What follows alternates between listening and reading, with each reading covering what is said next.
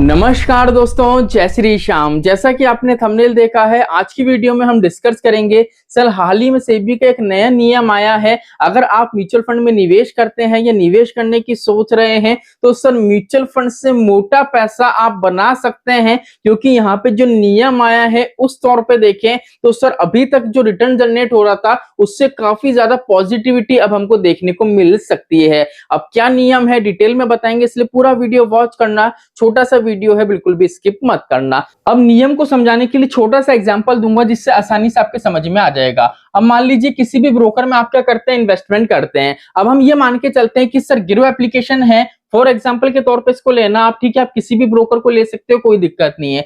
मान लीजिए grow application के माध्यम से आप क्या कर रहे हैं, ट्रेडिंग कर रहे हैं, या मान लीजिए किसी भी स्टॉक को बाय कर रहे हैं। अब मान लेते हैं आपके पास 1 लाख रुपए है। इस 1 लाख रुपए का क्या करा, आपने स्टॉक बाय कर लिए। अब आपने देखा होगा जब भी हम स्टॉक बाय करते हैं तो जो भी पैसा कटता है वो कहां से कटता है, वो पर्टिकुलर ब्रोकर ऐप के वॉलेट से कटता है, ठीक है। डायरेक्टली बैंक से तो कटता नहीं है। हम बैंक से क्या करते हैं, ग्रो के वॉलेट में डालते हैं और जितने भी स्टॉक बाय करते हैं तो वॉलेट में जो पैसा होता है उससे ऑटोमेटिक वो पैसा कट जाता है। लेकिन सर वही स्टॉक जब हम सेल करते हैं तो आपने सेलिंग पे देखा होगा कि अगर आज मैं किसी स्टॉक को सेल कर रहा हूं तो उसका जितना भी पैसा होगा ना, वो जो मेरा वॉलेट है उसमें हाथों हाथ रिफ्लेक्ट नहीं होगा, आज के दिन रिफ्लेक्ट नहीं होगा। वो मार्केट में नेक्स्ट वर्किंग डेज, मतलब कल जब मार्केट ओपन होगा तब जाके क्या होगा, मेरे जो ब्रोकर ऐप का वॉलेट है वहां पे वो पैसा शो होगा। ये वाली बात आपको पता है। लेकिन सर सेबी का क्या नियम है, सेबी का सीधा सा नियम है कि सर हम जिस भी म्यूचुअल फंड स्कीम में पैसा निवेश करते हैं,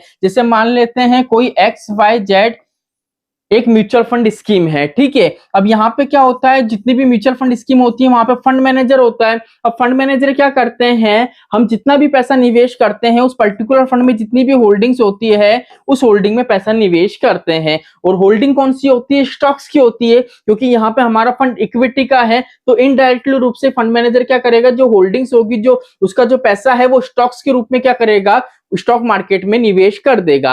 अब यहाँ पे सेबी का नियम ये आ चुका है, जैसे मान लेते हैं कि भैया एक फंड मैनेजर है, ठीक है। उसने क्या करा है, एक दिन में जैसे मान लीजिए उसने 1 लाख रुपए क्या कर दिए, फॉर एग्जांपल। अमाउंट कितना भी हो सकता है, बस मैं छोटा सा अमाउंट लेके चल रहा हूं जिससे आपको एग्जांपल के थ्रू क्लियर हो कि मैं क्या कहना चाह रहा हूं, क्या समझाना चाह रहा हूं।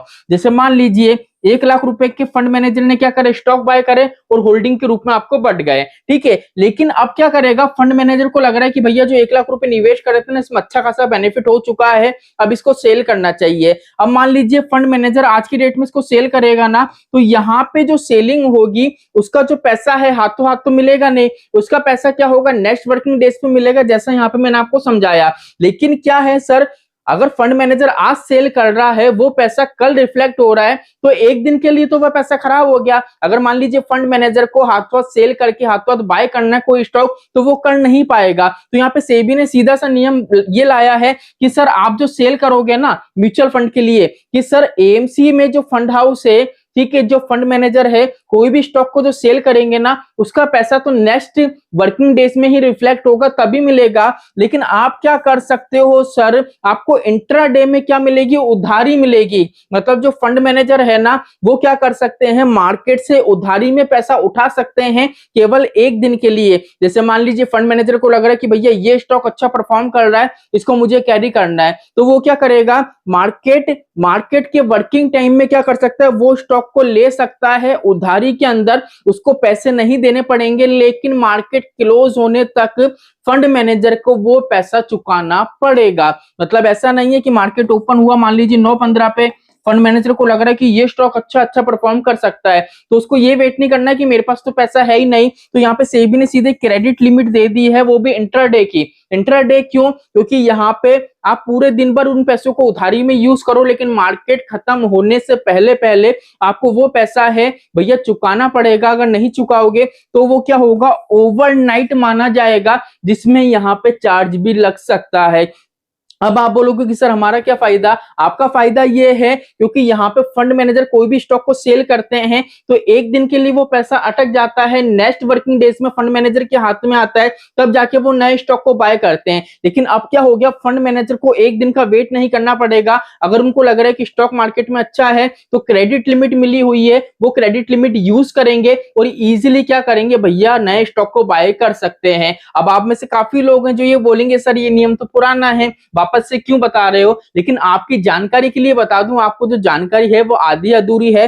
पहले जो नियम था ना, पहले का नियम ये बोलता था कि कोई भी म्यूचुअल फंड की स्कीम है ना, उसकी जो नेट असेट्स है ना, केवल उसको 20% ही उधारी मिलती थी, ठीक है। लेकिन अब 20% वाला नियम खत्म हो जाएगा। अब यहाँ पे फंड मैनेजर को जितनी रिक्वायरमेंट है वो पैसा मार्केट से ले सकते हैं, लेकिन मार्केट खत्म होने से पहले उनको वो चुकाना पड़ेगा। आई होप क्लियर हो गया होगा, बिल्कुल भी कंफ्यूजन नहीं होगा, डिटेल में समझ में आ गया होगा।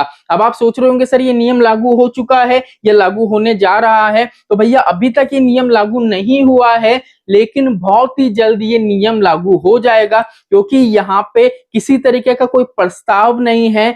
ये यहाँ पे म्यूचुअल फंड जो एएमसी है उनके हक की बात है। तो यहाँ पे ये नियम बहुत जल्दी लागू होता हुआ आपको नजर आएगा, और जैसे ही लागू हो जाएगा मैं टाइम रहते वीडियो बना के आपको जरूर बताऊंगा। तो चलिए आज के लिए इतना ही, मिलते हमारे नेक्स्ट वीडियो में। जय श्री राम दोस्तों, जय श्री राधे।